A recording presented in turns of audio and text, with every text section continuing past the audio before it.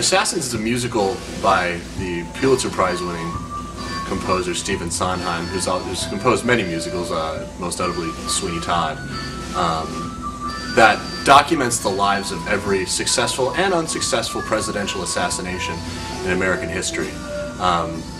It is a surprisingly funny show. Have it your way, have it your way. This is a really exciting show, first of all because of the quality and of the script and of the things that it attaches, but also because it is the first show of our 10th anniversary season, our 10-year anniversary.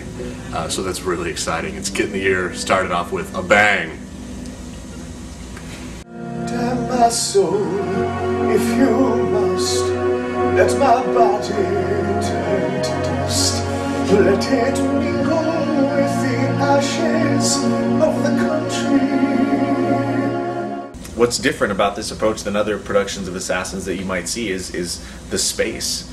I mean, the second you walk in here, it's such a, like, jarring experience, like with the audience on both sides and just the way that the performance space is set up. And then I think a lot of the choices in this production of Assassins are night and day different than a lot of other Assassins. So much, because there's not, I mean, we never exit the stage once we enter. Most of us don't.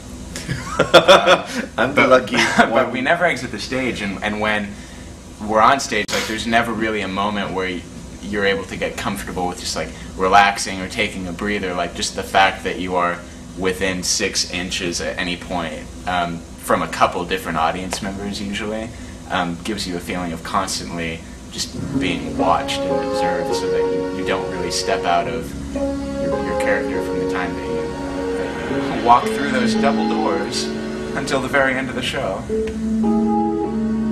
It takes a lot of men to make a gun.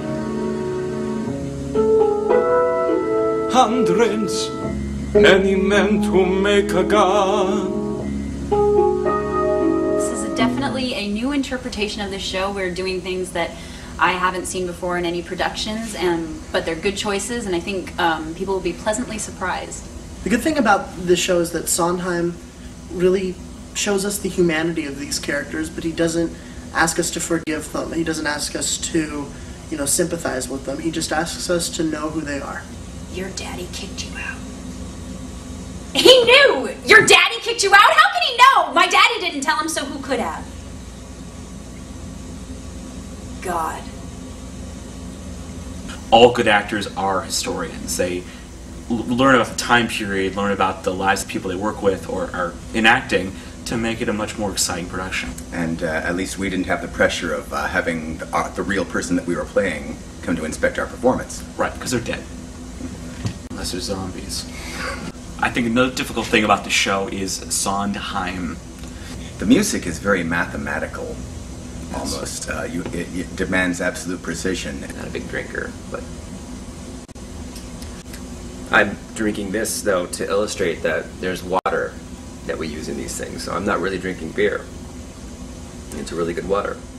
Do I think I was typecast? She's a disaster area. Of course I wasn't typecast. I'm very smart and I'm very pulled together.